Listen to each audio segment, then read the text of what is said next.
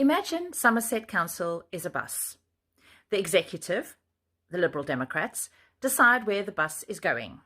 Full council, which is all 110 councillors in Somerset, help decide the overall direction. And the cross-party Audit Committee checks that the brakes work, the fuel gauge is accurate, and that the bus is safe to be on.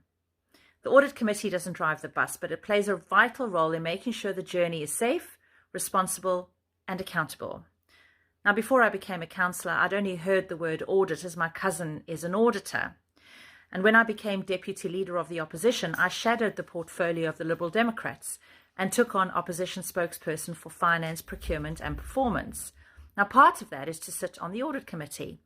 It certainly doesn't sound like the most exciting part of local government, but actually it's one of the most important committees on the council. The easiest way to think about this is the Audit Committee doesn't run the council, it checks whether the council is being properly run. If the executive is responsible for making the decisions, and the Audit Committee is there to say, are the right systems and controls in place? Are public funds being managed properly? Are risks being identified and dealt with? A big part of the committee's work is looking after taxpayers' money.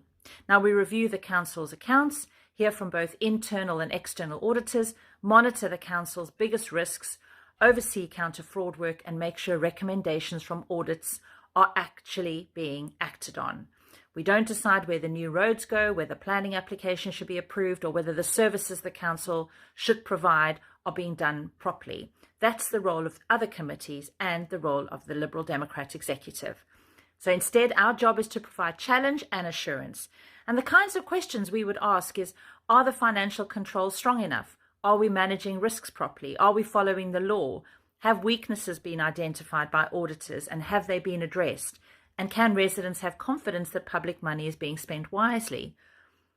Now, sometimes that means asking difficult questions. Sometimes it means requesting further reports or updates if we don't feel we've received enough assurance. A good audit committee isn't there to catch people out. It's there to help the council to be stronger, more accountable, and more transparent. It doesn't make the headlines very often, but audit is one of the ways your council helps protect public money and maintain trust in local government.